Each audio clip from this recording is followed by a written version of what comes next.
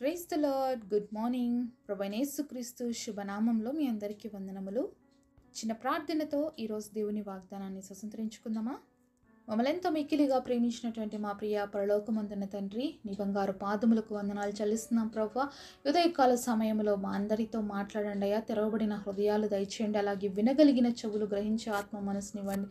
మా అందరితో మాట్లాడండి, మా అందరిని దర్శించమని యేసు నామములో ప్రార్థిస్తున్నాము తండ్రి, ఆమేన్. ఈరోజు దేవుని వాగ్దానము రోమీయులకు రాసిన పత్రిక 12వ అధ్యాయం 12వ వచనం. ప్రార్థన యందు పట్టుదల కలిగిండుడి. Romans chapter 12 verse 12. Continue in instant in prayer. ఈ వాక్యం వింటున్నటువంటి మీలో ఎంతమంది పట్టుదల కలిగి ప్రార్థన చేసేవారుగా ఉన్నారండి? ఏ విషయాన్ని బట్టి అయినా ప్రార్థన చేస్తూ అలసిపోయి ఇంకా దేవుడు నాకు జవాబు ఇవ్వట్లే, నేను ఎందుకు ప్రార్థన చేయాలి ఈ విషయాన్ని గురించి అని మీరు బాధపడుతున్నట్లయితే దేవుడు మీతోనే మాట్లాడుతున్నాడండి. ఈరోజు ఏం చెప్తున్నారు తెలుసా? పట్టుదల కలిగి ప్రార్థన చేయండి అంటున్నాడు. ఈరోజు మన జీవితాల్లో పట్టుదల కలిగి ప్రార్థించే వ్యక్తుల్లాగా ఉన్నామా? లేకపోతే ఏదో ప్రార్థన చేయాలి కాబట్టి చేస్తున్నాము, అది దొరకలేదు కాబట్టి ఇంకా దేవుడినే ప్రార్థన చేయను అనేటువంటి వ్యక్తులుగా మారిపోతున్నామా? ఈరోజు అన్నీ కూడా ఇన్స్టెంట్గా దొరకడము, ఇన్స్టెంట్గా జరిగిపోవడం వల్ల ప్రార్థన కూడా ఇన్స్టెంట్గా అయిపోయింది. కానీ ప్రార్థన అనేది మన జీవితాల్లో కంటిన్యూస్గా ఉండాలండి. Continuous process. ఇదేదో ఒక రోజుతో జరిగిపోయేది, మరొక నెలతో జరిగిపోయేది, ఒక సంవత్సరంలో జరిగిపోయేది కాదండి. ప్రార్థన అనేది దేవుడితో మనకున్న సహవాసం. మనం దేవుడితో సహవాసము కలిగి ప్రతినిత్యము మనం ఆయనతో కనెక్టివిటీగా ఉన్నప్పుడే మన జీవితాల్లో పట్టుదల అనేది వస్తుంది. ఏదో 2 రోజులు ప్రార్థన చేసి 3 రోజులు ప్రార్థన చేసి మానేయడం కాదండి. ప్రార్థన అంటే ఒక అంశం గురించి కానీ ఒక పరిస్థితిని బట్టి నువ్వు ప్రార్థన చేస్తూ ఉంటే దాంట్లో నువ్వు జయ జీవితం పొందే వరకు కూడా విశ్వాసంతో ప్రార్థన చేయాలి. అప్పుడే నీ జీవితంలో నువ్వు ఏదైనా పొందుకుంటావు. మరి ఉందా ఈరోజు మన జీవితంలో పట్టుదల కలిగి ప్రార్థించడము? లేకపోతే నామమాత్రంగా ఆషామాషిగా ప్రార్థన చేసేసి వెళ్ళిపోతున్నామా?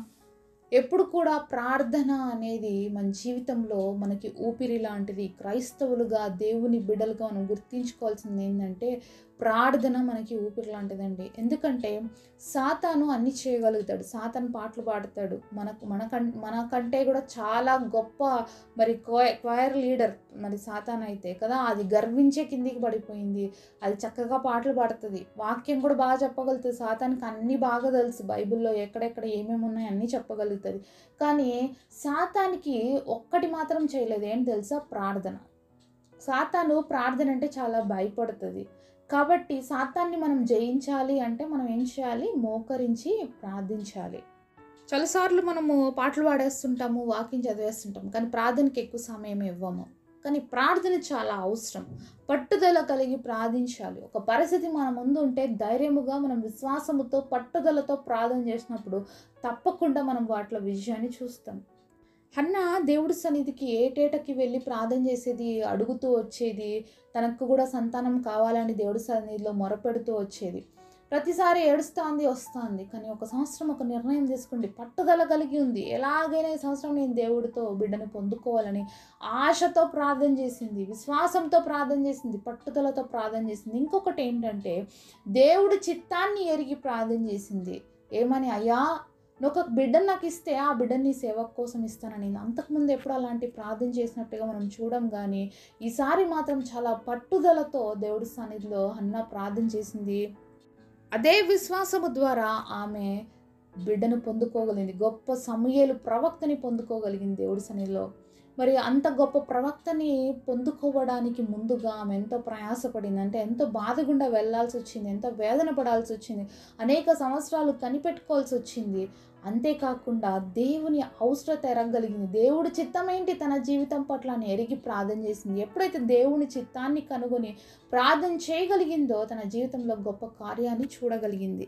మరి హన్నా జీవితం ద్వారా మనం నేర్చుకోవాల్సింది ఏంటంటే ఆమెలో ఒక పట్టుదల ఉంది. నేను దేవుడి దగ్గర నుంచి ఎలాగైనా పొందుకోవాలి, ఆ విశ్వాసం ఉంది. కాబట్టి ఆమె ప్రతి సంవత్సరం దేవుడి సన్నిధికి, మరి షిలోహులో ఉంది అప్పుడు మందిరం, అక్కడికి వెళ్ళి మరి వాళ్ళు ప్రార్థన చేసేవాళ్ళు, దేవుడికి బలులు అర్పించేవాళ్ళు. అయితే ప్రతి సంవత్సరం వెళ్తాంది, వెనక్కి వస్తుంది. కానీ ఈ సంవత్సరం నేను ఆశీర్వాదంతోనే తిరిగి రావాలి, దేవుడి సన్నిధిలో ఒక మాట తీసుకొని రావాలి అని చెప్పి పట్టుదలతో వెళ్ళింది కాబట్టే మరి దేవుని యొక్క గొప్ప కార్యాన్ని మనం తను చూసిందని మనకి బాగా తెలుసు. అలాగే మరి ఆ యొక్క ఒక్క బిడ్డతో దేవుడు ఆమెని ఆపేలేదు, కానీ ఇంకా అనేక మంది 5 మంది బిడ్డల నుంచి ఇంకా కూడా బ్లెస్ చేసినట్లుగా చూస్తాం. కొన్నిసార్లు మనం మొండి పట్టుతో ప్రార్థన చేస్తుంటాం దేవుడి చిత్తం తెలుసుకోకుండా. అప్పుడు మన జీవితంలో మనం ఏమీ కూడా పొందుకోలేమండి. ఎన్నిసార్లు దేవుడిని అడిగినా దేవుడు చాలాసార్లు ఆ విషయాన్ని బట్టి మనకు నో చెప్పేస్తుంటాడు, అయినా కూడా మనం పట్టించుకోమన్నమాట, అలాగే అడుగుతూ ఉంటాం. కాబట్టి దానికి సమాధానం రాదు మనకి. కానీ దైవ చిత్తానుసారమైన ప్రార్థనకి తప్పకుండా జవాబు వస్తుంది. దైవ చిత్తానుసారంగా మనం ఏదైతే దేవుడి సన్నిధిలో మొరపెడతామో తప్పకుండా వాటికి మనం జవాబులు చూస్తాము. ఈరోజు నీ జీవితంలో కూడా నువ్వు చాలా రోజుల నుంచి ఏ విషయాన్ని ప్రార్థన చేస్తున్నావు, కానీ దాంట్లో నుంచి నువ్వు ఏది కూడా విజయాన్ని చూడలేకపోతున్నావు. నువ్వు ప్రార్థించిన అంశంలో నీకు సఫలత జరగట్లేదు. మరి ఎప్పుడైనా దేవుడిని అడిగావా, ఇది దేవుడి చిత్తమా కాదని దేవుడి చిత్తాన్ని తెలుసుకున్నావా?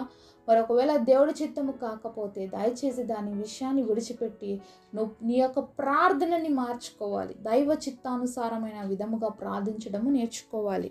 ఇంకోటి ఏంటంటే ప్రార్థనని మనము ఆసక్తితో చేయాలి, ప్రార్థనని ఎడతెగకుండా చేయాలి. మరి లూకా సువార్తలో దేవుడు ఒక మంచి ఎగ్జాంపుల్ చెప్తాడనమాట. మరి అన్యాయస్తుడైనటువంటి న్యాయాధిపతి దగ్గరికి ఒక స్త్రీ మాటికి వెళ్తుంది. అది 18వ అధ్యాయంలో ఉంటుంది, లూకా సువార్త 18వ అధ్యాయంలో. మరి అతను అన్యాయస్తుడని తెలుసు, అయినా కూడా ఆ విధవరాలు మాటికి అతని దగ్గరికి వెళ్ళి నాకు న్యాయం చేయమని అడగటం ద్వారా అన్యాయస్తుడైనటువంటి ఆ వ్యక్తి హృదయం సైతం కరిగించబడి అతను కూడా ఆమెకి హెల్ప్ చేయడానికి రెడీ అవుతాడు, ఆమెకి న్యాయం తీరుస్తాడు. మరి ఒకసారి ఆలోచించండి, ఒక అన్యాయస్తుడైనటువంటి న్యాయాధిపతే మరి న్యాయం చేయాలనుకుంటాడు. కారణం ఏంటంటే ఆమె విడువక మరి పట్టుదలతో ఎడతెగక అతని దగ్గరికి మాటికి వచ్చి అయ్యా నాకు న్యాయం చేయని అడగటం ద్వారా మరి ఆ వ్యక్తి న్యాయం చేసినప్పుడు మన దేవుడు న్యాయవంతుడైన దేవుడు, ప్రార్థన ఆలకించే దేవుడు, మనకి సహాయం చేసే దేవుడు. మరి అలాంటి దేవుడు మన ప్రార్థన ఎందుకు వినడు, మనకెందుకు సహాయం చేయడు అనేది మనం ఆలోచించాలి. మరి దేవుడి సన్నిధిలోకి వచ్చి మనం ప్రార్థన చేస్తున్నామంటే మొదటిగా మన జీవితంలో విశ్వాసంతో ప్రార్థన చేయాలి, అలాగే ఓపికతో ప్రార్థన చేయాలి, మరి పట్టుదలతో ప్రార్థన చేయాలి. ఎప్పుడైతే మన జీవితంలో ఈ 3 మనం కలిగి ఉంటామో తప్పకుండా మన ప్రార్థనకి జవాబు పొందుతాం. నీ టైంలో జరిగిపోవాలని ఎప్పుడు దేని గురించి బలవంతం దేవుని చేయొద్దు. కానీ టైంలో దేవుడి చిత్తానుసారంగా మన జీవితంలో ప్రతిదీ జరగాలని కోరుకున్నప్పుడు అది మన జీవితంలో ఆశీర్వాదము, అలాగే మనకు క్షేమం కలుగజేస్తుంది. కాబట్టి మనం ఎప్పుడు కూడా ప్రార్థన 1-2 రోజులు చేసేసి, 1 సంవత్సరం చేసేసి ఆపేయకూడదు. కానీ ప్రార్థనని ఎప్పుడు కూడా కొనసాగిస్తూ ఉండాలి. మరి దైవజనుడైనటువంటి మరి జార్జ్ ముల్లర్ తన యొక్క స్నేహితుల కోసం ప్రార్థన చేసినప్పుడు ఆయన రక్షించబడిన తర్వాత వాళ్ళ స్నేహితుల కోసం ఆయన ప్రార్థించడం మొదలుపెట్టాడు. అయితే మరి తనకు 3 స్నేహితులు ఉండేవాళ్ళు, చాలా బెస్ట్ ఫ్రెండ్స్గా. అయితే ఒక వ్యక్తి ఏమో తను సేవలోకి వచ్చినప్పుడు రక్షించబడతాడు. ఇంకా కొద్ది రోజుల తర్వాత, ఇంకా కొన్ని సంవత్సరాల తర్వాత ఆయన అలా ప్రార్థన చేస్తున్నప్పుడు ఆయన సేవలో బాగా అభివృద్ధి చెందిన తర్వాత ఒక వ్యక్తి రక్షించబడతారు. కానీ ఒక ఫ్రెండ్ మాత్రం రక్షించబడ్డు. అతని కోసం తను చనిపోయే వరకు కూడా ప్రార్థన చేస్తూనే ఉన్నాడంట. మరి జార్జ్ ముల్లర్ చనిపోయిన తర్వాత 3rd ఫ్రెండ్ కూడా రక్షించబడతాడు. మరి మన జీవితంలో అలాంటి పట్టుదల ఉందా అండి? మరి చూడండి, ఒక వ్యక్తి కోసం ఎన్ని సంవత్సరాలు ప్రార్థన చేసి ఉంటాడు జార్జ్ ముల్లర్. అతను చనిపోయిన తర్వాత తన ఫ్రెండ్ రక్షించబడ్డాడంట. కాబట్టి ఈరోజు మనకు కూడా అలాంటి పట్టుదల ఉండాలి. ఏదో 2 రోజులు ప్రార్థన చేసి ఒక వ్యక్తి మారలేదని విడిచిపెడతాం, ఈ పరిస్థితి మారలేదని విడిచిపెడతాం, ఇక్కడ నాకు సహాయం దొరకట్లేదని విడిచిపెడతాం. కానీ తప్పు. ప్రతి విషయం కోసం మనం దేవుడి సన్నిధిలో పట్టుదలతో ప్రార్థన చేయాలి, విశ్వాసంతో ప్రార్థన చేయాలి. ప్రతిదీ కూడా మరి మన జీవితంలో దేవుడు తగిన సమయంలో చేస్తాడు, దానికి జవాబిస్తాడు. మన ప్రార్థన ఎప్పుడు కూడా వ్యర్థంగా పోదు. కాబట్టి విశ్వాసముతో పట్టుదలతో మనం ప్రార్థించినట్లయితే తప్పకుండా ప్రార్థనా జీవితంలో మనం విజయాల్ని స్వతంత్రించుకుంటాం. ఈరోజు నీ జీవితంలో ఏ విషయం కోసమైనా ప్రార్థన చేస్తూ నేను అలసిపోయినా, ఇంకా నేను చేయను విసిగిపోయిన స్థితిలో ఉంటే దేవుడు నీతో మాట్లాడుతున్నాడు. దయచేసి అలా విసిగిపోక, అలసిపోక పట్టుదలతో ఆ విషయాన్ని బట్టి ప్రార్థించి, నువ్వు ఏ వ్యక్తి కోసం ప్రార్థన చేస్తున్నావో, ఏ సమస్య కోసం ప్రార్థన చేస్తున్నావో, అలాగే పరిస్థితిని బట్టి ప్రార్థన చేస్తున్నావో దాంట్లో నుంచి దేవుడు తగిన సమయంలో నిన్ను విడిపిస్తాడు. కాబట్టి ఓపికగా, విశ్వాసముగా, అలాగే పట్టుదలతో నువ్వు ప్రార్థన చేసినట్లయితే తప్పకుండా నీ ప్రార్థనకు నువ్వు జవాబు చూస్తావు. మరి నేను కూడా పట్టుదలతో ప్రార్థన చేయాలని ఆశిస్తున్నట్లయితే నాతో పాటు కలిసి ప్రార్థిస్తారా?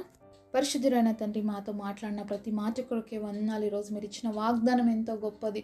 మరి పట్టుదల కలిగి ఎడతెగక ప్రార్థించమని చెప్పారు నాయన. కాబట్టి మేము అలాగే ప్రార్థన జీవితంలో పట్టుదలతో ప్రభా నీ సన్నిధిలో నీ పైన ఆనుకొని విశ్వాసముతో ముందుకు సాగి ప్రభా ఏ విషయాలు ఏ పరిస్థితులను అయితే ఆపేసామో ప్రార్థన చేయకుండా తిరిగి ఈ రోజు నుంచి వాటి కోసం ప్రార్థించి మీ దగ్గర నుంచి జవాబు పొందుకునే కృప కనికరం మా అందరికీ దయచేయమని యేసు నామములో ప్రార్థిస్తున్నాం తండ్రి. ఆమేన్. ఈరోజు బర్త్డే అలాగే వెడ్డింగ్ యానివర్సరీ సెలబ్రేట్ చేసుకుంటున్న మీ అందరికీ కూడా wish you happy birthday and happy anniversary. God bless.